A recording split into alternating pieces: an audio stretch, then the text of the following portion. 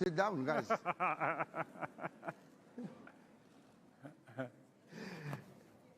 Well, thank you very much for your patience. We had to wait, of course, to have the icing in the cake. And we're going to have now a very informal and frank discussion with His Excellency President Ruto. He told me to call him William, but I cannot do that. We are formally here, so I have to call him Mr. President. And this is going to be a frank discussion. I must start by saying I'm a little bit disappointed because my wife, when she heard that I'm having a conversation on stage with you, she went and bought me a very nice jacket. And I said, I'm going to upstage him.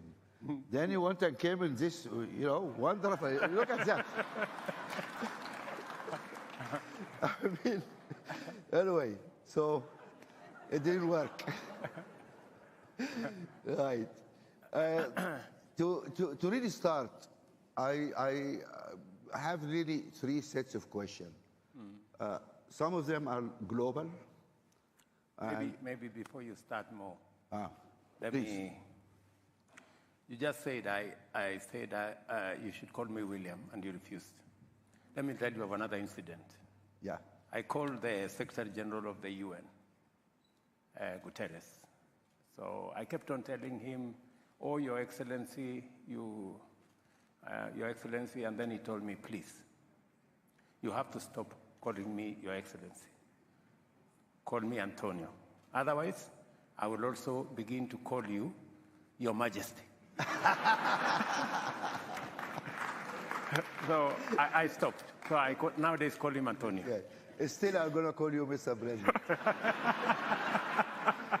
It's not appropriate. We are in Kenya and we are in a formal meeting, and I believe it's live on TV, I think. So that doesn't, it should not be right. So I was just saying that we're going to talk about some global issues. As you know, most of our session today, or the whole conference, was about Africa and the world, our issue. And there were some wonderful speakers, amazing people, really. And I'm going to send you, I know you had other commitments, you wanted to come, but you couldn't. I'm going to send you the videos of these conversations because it's really good and useful. Then we're going to talk about the region, and then maybe a little bit about Kenya. So that's how we proceed, if you will. Now, you had been outspoken, traveled, and you make a statement about the global orders, about the debt, etc. Can you please tell us what is wrong with this architecture, the global architecture we feel, especially the financial architecture? What's wrong? Why are you unhappy with it? Well, first, you must understand that the current global financial system was set up against a certain context. Yeah. That context has since significantly changed. And therefore, it is struggling. The current financial system is struggling to respond to the challenges of the moment. Yeah. Countries, the whole system was set up around overseas development assistance, a financial system that was focused on prescription from the World Bank, IMF, and the institution. And sometimes those prescriptions went the wrong way. There wasn't room for emerging, frontier, new ideas on how to finance development. And as a result, you find that the system has not responded to frontier economies, emerging economies. A case, for example, is what happened in Greece. Yeah. It tells you there is something fundamentally faulty with the current financial system. While it is true that you can get overseas development assistance at 0.5%, concessional facilities at 0.5, whatever, but when you need real development resources, You have to go to the global financial market because you want to run your own development the way you know how. You end up with 10%, 12%, 15%, and it becomes impossible. It becomes impossible to finance any meaningful development, meaning that from the beginning, from where I sit, from the beginning, the current international financial architecture is, to put it bluntly, rigged against those of us in the global south, because we cannot meaningfully address our development needs using the financial resources from this architecture. The message from our panelists and eminent economists and wonderful people here was very clear. This cannot work. The rich borrow very cheaply. The poor pay incredibly. I describe it as, mafia type of rate of interest. And it's ridiculous how you do that. And the rating agencies actually who put us all as sub-investment grade and say, oh, because those guys are risky, I'll fall, blah, blah, blah. They're actually engineering our failure. And just to say, oh, I told you, those guys are risky.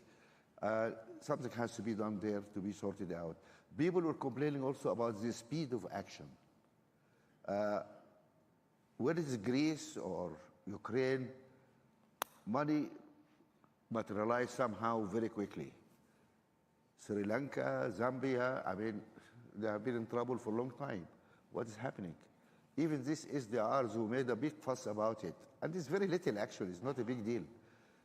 It's still stuck in the system, what to do, so this whole system needs really to evolve, and we agree with you. And when you see the debates you had here, that's going to reinforce your message. Besides the financial systems, you are holding, I was surprised actually, you are holding a climate summit here. Oh, you said it. A climate summit here in a few months' time, just a couple of months before COP. Let's be frank. You don't have trust in COP. Why are you having this just 2 months before COP? Because we tell Amina, look, Amina, we don't trust you guys. Where is Amina? Yeah, because in the COP, there's thousands of people go, and then what happens? Then you find the Africans now have their own summit, and tell us your story. Why you want to have this summit? I don't want to put words in your mouth, please, so you don't get in trouble with her. Mo, before I answer to the Climate Action Summit, which is going to be between the 4th and the 6th of September, I wouldn't go as far as you said, mafia. I hope not. Yeah, you shouldn't. You're a president. I'm not.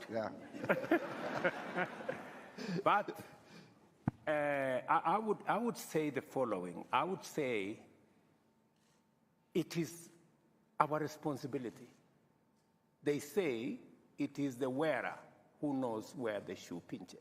Yeah. So it is our responsibility to engineer the debate that will put on the table our perspective, our point of view on what kind of financial architecture, global financial architecture that would work not just for us, but for everybody. Yeah. Because it is true that you cannot continue to have the kind of inequalities that are there in the world, because that is why you have all this migration left, right, and center, and you can never have peace until everybody has peace. Yeah. Therefore, unless and until we have a financial system that works for everybody, that financial system, therefore, does not work for nobody. Yeah. Right? So it is the debate we must have, it's the conversation we must have, and we're not asking for an unreasonable conversation. As I said here yesterday, we are asking for a win-win architecture that brings on board everybody and does not price others using risk. Or you know Africa is risky, or you know this is risky, or you know. In fact, we can authoritatively say Africa has the highest return of an investment. I don't know how that becomes risky.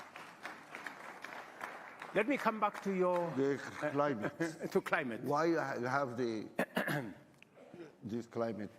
We have, as a continent, as people from the global south, we have attended COP 26, 27, and the conversation has been a good conversation. We are focused on adaptation.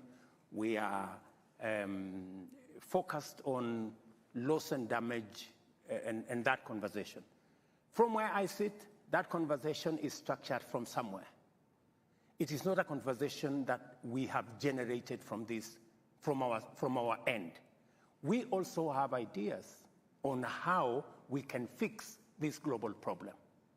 And why we are having the Africa Climate Action Summit in Kenya is because, first, I'm the chair of the Africa's heads of state on climate change. Okay. And therefore, it gives me responsibility to work on Africa's position when we go to have a conversation with the rest of the globe. That's number one. But much more importantly, yes, it's good for us to have a conversation about loss and damage. Yes, it's good for us to have a conversation about adaptation. But we need to have the more important conversation about climate investment. How do we... The real conversation is how to get to net zero. Yeah. That is the real conversation. Yeah. And investments on how to get to net zero, how to re-engineer the globe towards that direction. Investments that are being discussed is in the region of 150 trillion US dollars. The only conversation that is being discussed about loss and damage is 100 billion. It is not a tenth. It is not 1%. So we are being consigned to a debate at the corner about loss and damage adaptation, when the real conversation about investment is happening elsewhere. Why we are meeting in Nairobi on the 4th to the 6th of August is because we believe that it is no longer possible to continue to assume that Africa cannot develop and at the same time have climate-resilient growth. Because for a long time, people thought maybe it is not possible for us to have a conversation about development in Africa and at the same time to have a conversation about climate-resilient development. But science has proved, using technology, it is actually possible today. Because of technology, we can actually have a candid conversation on how to leverage on the huge resources we have in renewable energy.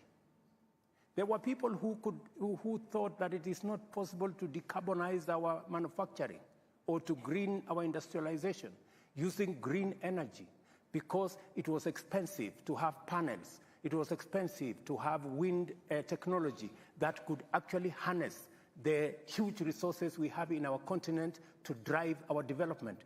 But today, science and technology has proven that it is possible to unlock the huge potential of green energy in our continent, yes, not only to drive the greening of our manufacturing and industrialization in this continent, but in fact, the globe needs the resources we have in this continent. If at all, we have to make serious steps in ensuring that we save the world from fossil fuels. Yeah, but you see,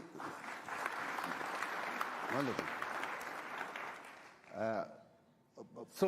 Do you understand why we are going to have this conversation on the... Mo?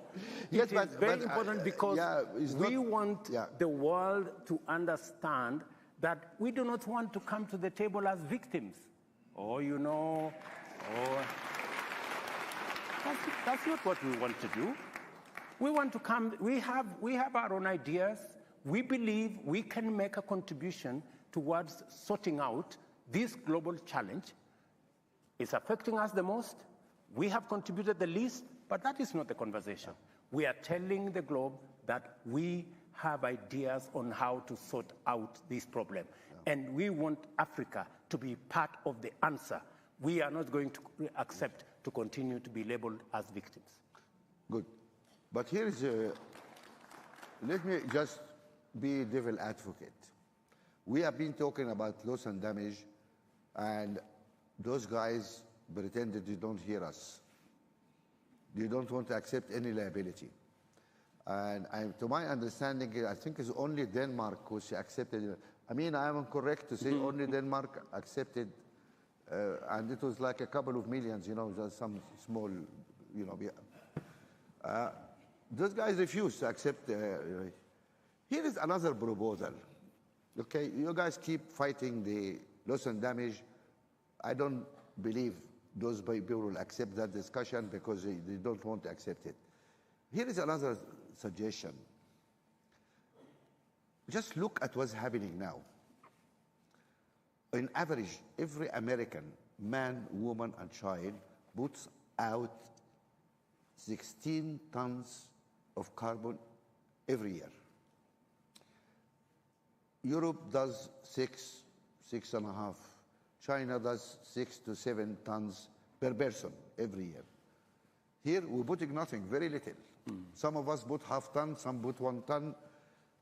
South Africa is the only country in Africa which put something out, which is like 6 or 7, like Europe, or typically is using a lot of coal. But that's an outlier situation. 53 countries were not putting anything. How about this argument? The world today puts out 37 trillion tons every year. And scientists say, no. You should be maximum at something 24 if you want to move towards net zero. If we accept that number, we are 8 billion people on the planet. And if we are all equal, and there is a question here, if our friends accept that we are all equal, but let's assume we are all equal, then every man, woman, child in the world is entitled to 3 tons. How about this assumption? We say, okay, 3 tons is the limit. You guys put out in Europe 6 or 7 tons per head. You need to pay into that trust the excess, 3.5 tons per person, multiplied by 450 million, multiply the price per ton, you put this money here. The polluters have to put that money there by international agreement. That is the cost of you. You use something, you pay for it. And everybody understands that. You pay for what you use.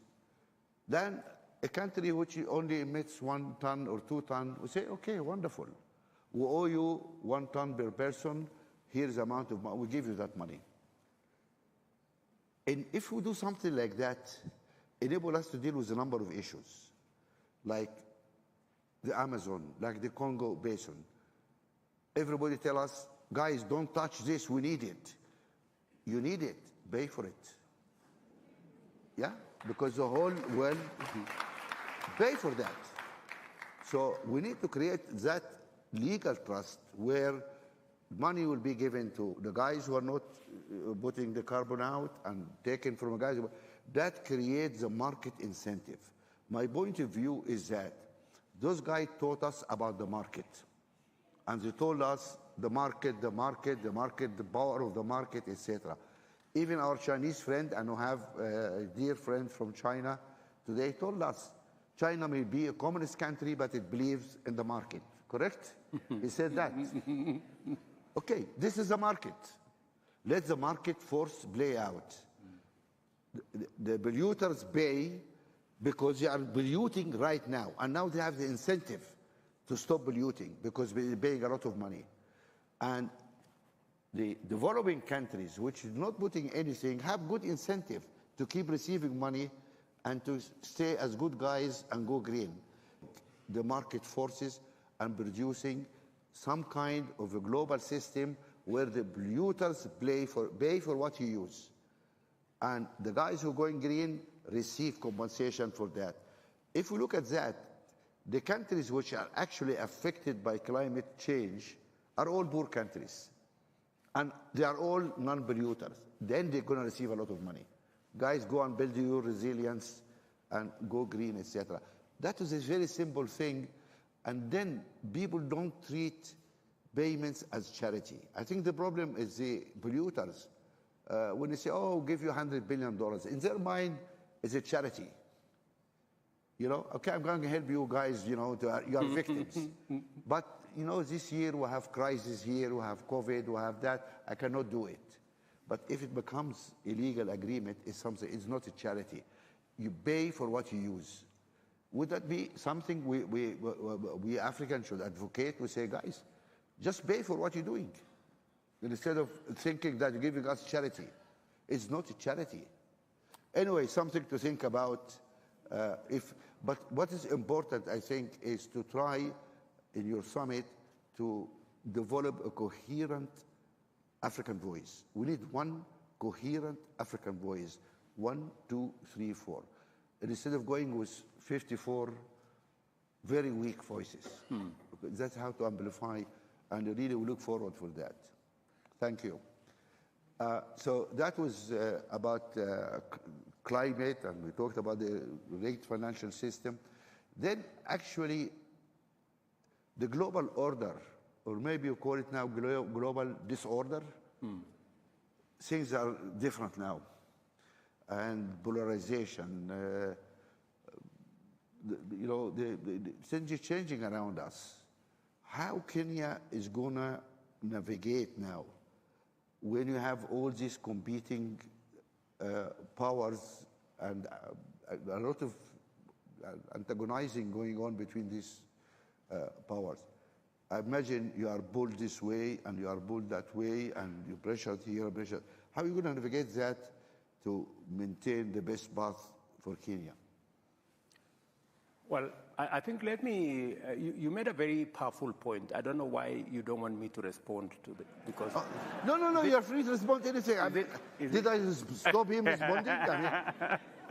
You have the mic. Because you have made a very powerful point about emitters and what do we do about this whole space where we're having a conversation and it's not quite coming out, and it's looking like, as you put it, it's charity. We're trying to help those guys. They are victims. You know, they are affected. That kind of conversation. And I really wish what you're saying would happen, because Kenya would be among the countries we would be receiving a big check, because our grid is 92% green. So we would be looking at that opportunity. But because of the way things are, you know, and we have to be brutally realistic about what is it that we need to do. I think the first step, even before we go that far, is we need to do carbon pricing. Yes, absolutely. That's where we need to do. Yeah, and what I'm suggesting is carbon pricing. Yes, we need to do carbon pricing. It must be understood so that it is empirical, it is scientific, that this amount of carbon amounts to this. Yeah. Step 2, we need to work on carbon markets. That is all we're asking. We need to work on carbon markets. And these carbon markets must be worked on with integrity. Yeah. Today, we have carbon markets at 10%, at 10 US dollars. We have carbon markets at 200 US dollars, depending on who it is, on what you think it is, on, you know, it's a floating. The integrity of the certificates. The integrity of the certificates is not guaranteed. We need to agree, because we are in this together. Yeah. And I think that the sooner we all realize that this is not us versus them, this is us on one side and existential threat on the other side, then we will put our act together. Once we work on carbon pricing, once we ensure that there is carbon, the carbon credits have integrity, yes. Once we work on carbon markets, then we move to the next stage, and we must, countries, continents like ours that are sequestering a lot of carbon, there must be a consideration, you know? I was having a conversation with President Museveni. He's a good old man. And we were having a conversation about what do we do? Excuse me, you said good old man? I'm not trying to cause trouble, but I just... I was having a conversation with him because he's my neighbor. I know. And I was in Uganda the other day. So we were having a conversation, and he was telling me how he's working on making sure that he gets the oil out of the ground. He's working on a refinery. He's working on a pipeline. In the context of all this fossil fuel climate change debate, and I was asking him, how are we going to, you know, to marry what we're doing, what climate change? And he was saying, up and until somebody tells him why he cannot use his fossil fuels, and who is going to compensate him for not using his carbon fuel, while others have used theirs and developed their industries, then he will continue until somebody convinces him otherwise. I understand. And I find that conversation, you know, you cannot argue with him. You know, those who are telling us don't exploit have developed beyond measure because of exploiting. And then, all I'm trying to say more is we seriously must have this conversation. I have taken the decision in Kenya that we are not going to exploit. We have oil in Turkana. We have worked with tallow oil, but we have said we will not go that direction because we want. But you know, when we say we are not going, when we forgo our resources, what do we get for it? You know, there must be a candid conversation. So what happens?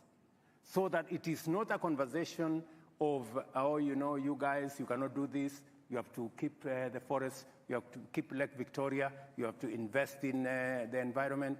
And we are doing all this so that what happens? You know, this is the conversation more that we need to have. No, this and hopefully we will get down to the bottom of it, and we will get a balanced conversation so that we get the benefit of the carbon sequestration that is going on because we are not emitters and we are not contributing to the emission. And I couldn't agree with you more. The principle, even in Kenya, is that emitters pay. And that's how it should be. Absolutely. And I was smiling before because when you talked about the carbon market, because tomorrow we are launching an initiative here about the African carbon markets, and it's going to be led by two very competent people. Dimolola, is she here? Dimolola? Where is she? She gone to sleep. And also we brought the man who designed the European market, carbon market. Okay. And we launch it because we need to find a way to really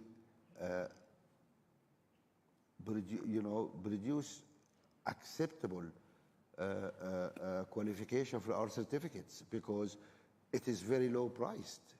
And why we pay so much for sequestering so much carbon here, but you pay double, triple amount if you do it somewhere else? It's the same stuff, but it's the issue of the companies who produce these certificates to actually bring them on board also to see how we can improve that. But that's also one step in that direction. I have some small ideas. Would you allow me to speak to them? Maybe? Absolutely, they are at disposal. Okay. Yeah. I would really value. Natalie, where is Natalie? No, we acted straight away. I mean, Natalie, where is Natalie? She's not going to sleep also. I mean, what's wrong with those people? She was here. Right. Can we just arrange for really communication? I mean, are you taking that into account? But I think the valid point here is a very interesting point here is how to produce a coherent African voice. This is our problem. Our voice is very faint, as not there. In the Glasgow COP, 37 countries or institutions, or 39, decided, oh, we're not going to fund African gas. We're not fund. And following that, we were in a meeting in the Africa Summit. I don't know, were you elected as time on the Africa Summit in Brussels? The last Europe-Africa Summit. And we had this conversation with our European friends. And Chancellor of Germany was sitting there.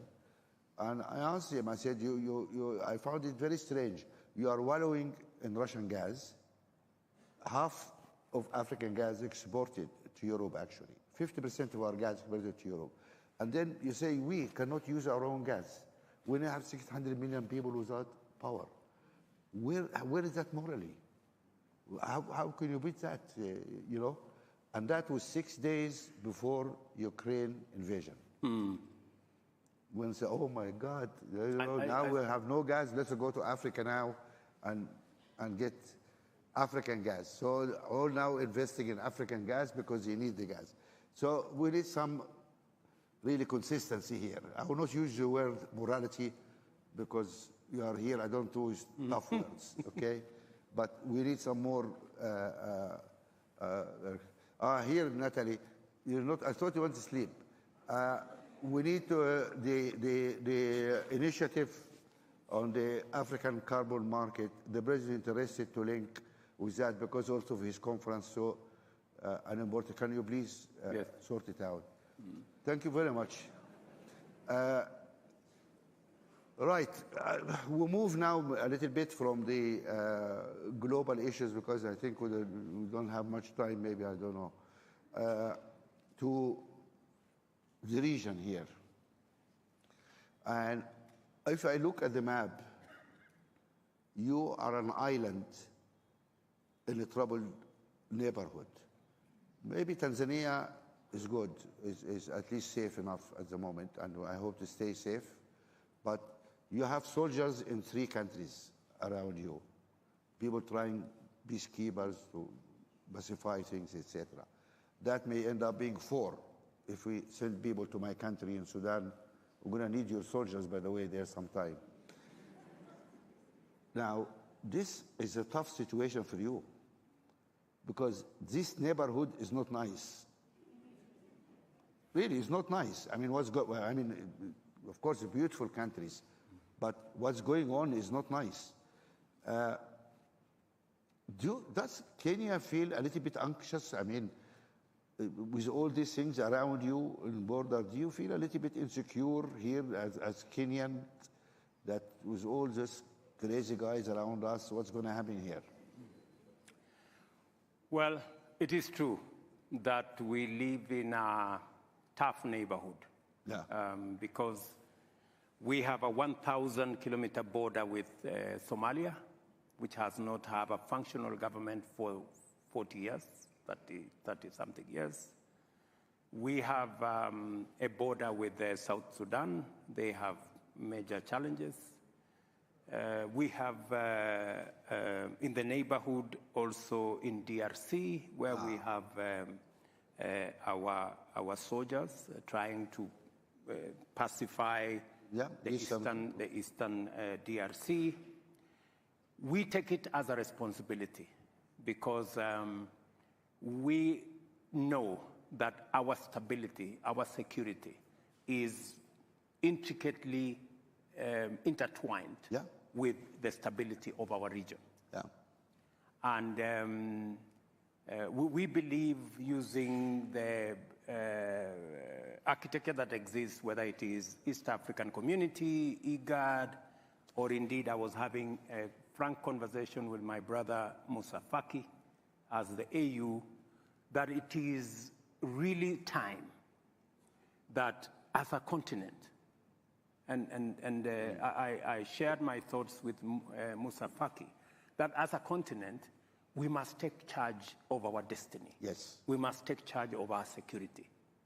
60 years after the formation of the Africa Union, we cannot continue to depend on Europe, the EU, the US, China, and I don't know which other place, to manage our own affairs.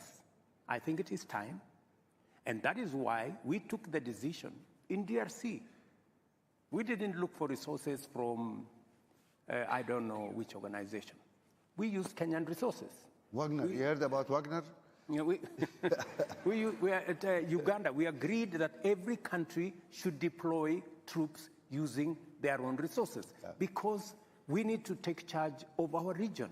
These are our issues. We need to deal with the security of our region because if we do not deal with the security of our region, we are foregoing opportunities of investment, of job creation, of growing our economies, and we are basically working against ourselves. Without peace, there is no development. Absolutely. Absolutely. So, but let me ask you a question. Even the situation in Sudan, we were having a conversation, I know it's your country, we are having a conversation in Uganda day before yesterday. Yeah. And we were having the conversation on how IGAD, unfortunately the chairmanship of IGAD is currently in Sudan. So it becomes very difficult because... Here is a Sudanese guy, make him chairman, yeah? In absence of a legal government, we volunteered this guy. In fact, when Sudan was given the chairmanship, it was because of Hamdok here, when it was a civilian government. But now we have a general, you know? So that is our region. So we were having that a candid conversation because we believe it is our responsibility. Yeah. We were having a conversation with Musa yesterday because we believe as AU, we should sort out these problems. Let me ask you a question here. And we have what it takes to sort out these problems. That's wonderful, but instead of one country bearing the brunt, I mean, this is costly also. It is. Developing your boys to go and do this, I mean, it's very costly. There was a proposal many years ago, and correct me if I'm wrong, our chairman. You guys decided to have a standing army for Africa. And that was many years ago. Where is that army? Why? That was a decision made. People said, look, we need, if there is terrorists took place here, these guys took over this country, we need to have a ready standby force, which ready under the command of the African Union, and it will go and do it. And instead of sitting back, oh, France, come help, Britain, America, come help, why those guys should come and help us? They should not come and fight our wives? They should not come and help us. It's our own fights. And then we brag. We say we have half the world population in young people. Where are those young people? Go and fight your country. You know? And so maybe we bring you the conversation. My brother Musa, tell us, where is your army? I think we should not disturb Musa. Musa, I perfectly understand. He's your friend. No, he's not. He perfectly understands. We have the wrong architecture in the management of the Africa Union. Yes. Yeah? I'm glad you said that. Yeah, okay, not me. Yeah. Musa Faki, who is the chair of our Africa Union Commission, can do very little because we have retained all the powers as heads of state. Right. And yet, you cannot run one country and run the continent of Africa. Right? We seriously need an interrogation of the management of the Africa Union. Today, we cannot even support Somalia. We are waiting for EU to give us $85 million. $85 million. You know? We cannot fund it as AU. It is stupid. I mean, my brother, it is madness. Are you telling me 54 countries, 60 years after independence, they cannot manage 85 million to sort out Somalia, which has no government? Let me. I just want to ask him, sorry, I want to ask you a question.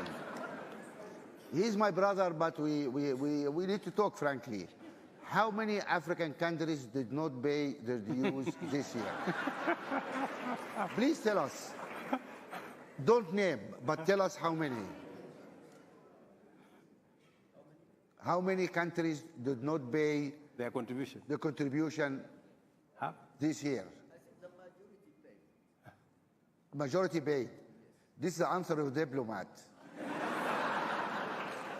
Yeah, let us not put Musa in trouble. No, but these are facts. It's not. I mean, I'm not naming countries.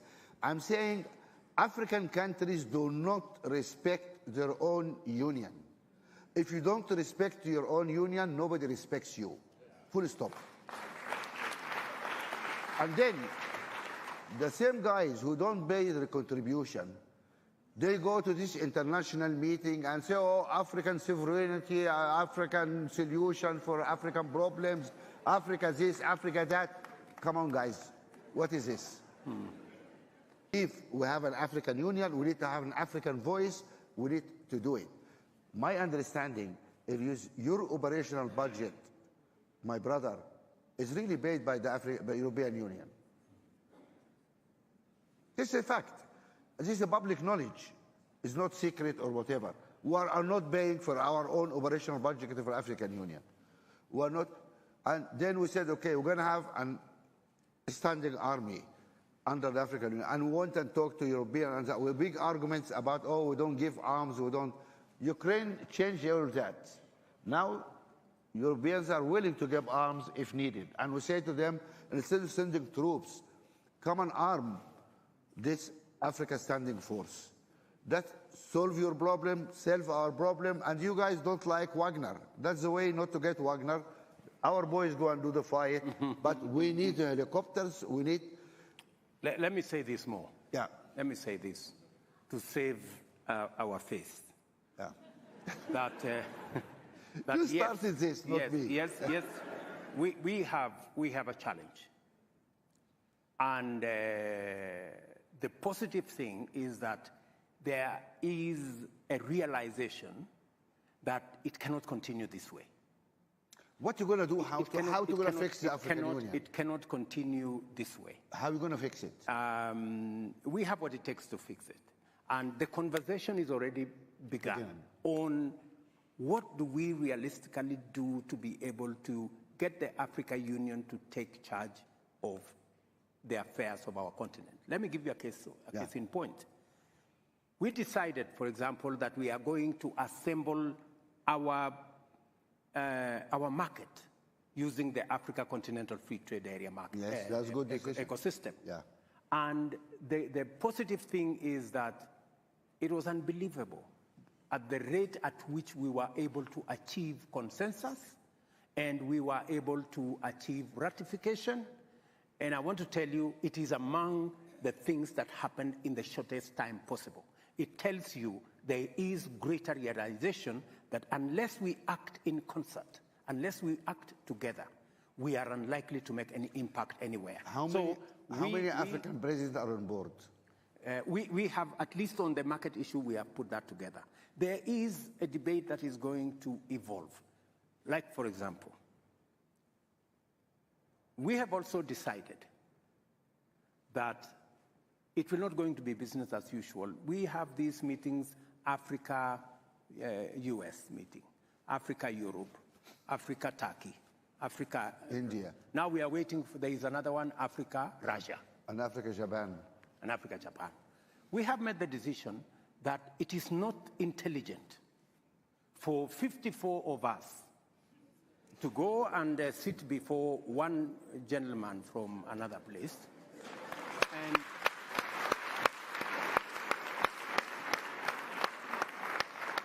I mean, and sometimes we are mistreated. Yeah. You know, we are loaded into buses like school kids. You know, and It's not right. Well, you are summoned, you know. It's not right. So the decision that we have made as AU is that going forward, if there is going to be a discussion between Africa and any other country, we are going to be represented by the chair, the outgoing chair, the bureau. Chair of the commission or the chair? And the chair of the REX, and we have 5 REX. That should be sufficient for, a meeting of maybe 6, 7. Yeah. That should be able to represent Africa. And that is the position I am taking as the president of Kenya. For any other meeting that we are going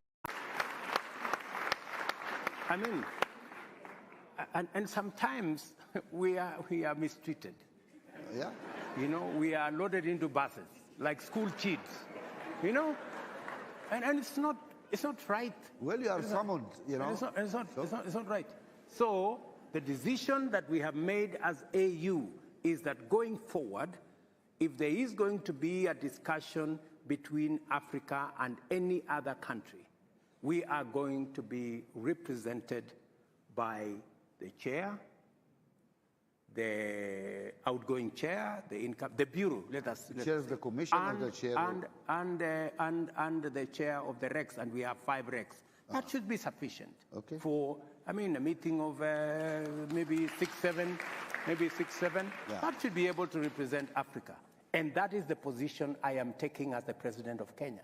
For any other meeting that we are going to have with all these requests that we have a meeting between Africa and one other country, we respect the sovereignty of others. I think to ask for reciprocation is not to ask for too much. No. And for us to agree that let us have this kind of setup. The only, because I had a conversation with President Kagame, and he actually led that particular position. I have had a conversation with Prime Minister Abiy. He believes very strongly that that should be the position of our continent. Because, as you have said, if we don't respect ourselves, nobody is going to respect us. And we should be able to take that kind of decision. Yeah. And part of that respecting ourselves is when we say African problems, African solutions, we must be serious about the solutions. It cannot be rhetoric. It cannot be talk. It must be accompanied by what realistically and practically we are doing. And with our capacity, yeah. No, this is wonderful, but just one question. Why are you having this discussion in closed rooms? Why don't you bring civil society, all those people in this discussion? Because we can also put pressure on our leaders or whatever to behave in a better way. African people need to tell their presidents, we care about Africa. That should be a priority. Unless we act really together, it doesn't work. And in the reform agenda of the African Union, if you and your colleagues are proceeding that way, there need to be really a serious discussion about the structures and how Africa is. One problem is African countries refuse to cede any sovereignty to the African Union. So African Union cannot sign a trade agreement in the heart of Africa. Then the African Union go and meet the European Union.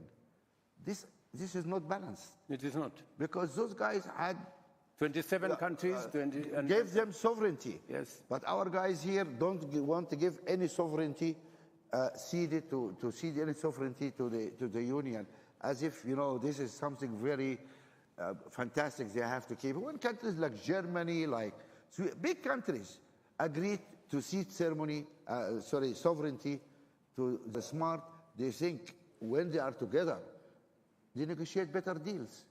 Are you saying? The only stupid guys, unfortunately, are the British, who left that collection. But look, I'm free to say that because I'm also a British citizen, and so I have my views about what happened in Britain. I know we have British. Jane is there, the High Commissioner, and the Archbishop. And I have the minister here also. But do you agree with me it was a mistake to leave the European Union? You agree? You're going to lose your job, I think. Anyway, BBC is not here, don't worry. Nobody watch Kenya TV, so don't worry. Anyway, so no, it's not a joke. I mean, it is truth. I mean, it is a mistake. Together, we're stronger. We do things better. And that's what we need the African people to press their governments. We need to be stronger. We need to have our union. We need to cede some of our sovereignty for the African Union. I'm not losing sovereignty because our collective sovereignty is huge. Is huge. Then we are somebody which can be respected around the world. We go out there in Europe, oh, we Africans, we African. I want to ask you, what do you mean you are Africans? You are South African, you're Nigerian, what do you mean you are Africans? Where is your government? What decisions you are able to make? What is Africa? Unless we have an African Union and a joint, a will, and then it doesn't work. So you made commitments now in front of all these people who are going to fight for that case. Is that correct? You have my commitment, and not just me, by the way. I think a critical mass of African leaders is building on how we should act. Unless we act in concert, unless we act together, we are unlikely to make any impact anywhere. How many African presidents are on board? We have, at least on the market issue, we have put that together. There is a debate that is going to evolve. Like, for example, we have also decided that it will not going to be business as usual. We have these meetings, Africa-US meeting, Africa-Europe, Africa-Turkey, Africa... India. Now we are waiting for, there is another one, Africa-Russia. And Africa-Japan. And Africa-Japan. We have made the decision that it is not intelligent for 54 of us to go and sit before one gentleman from another place. And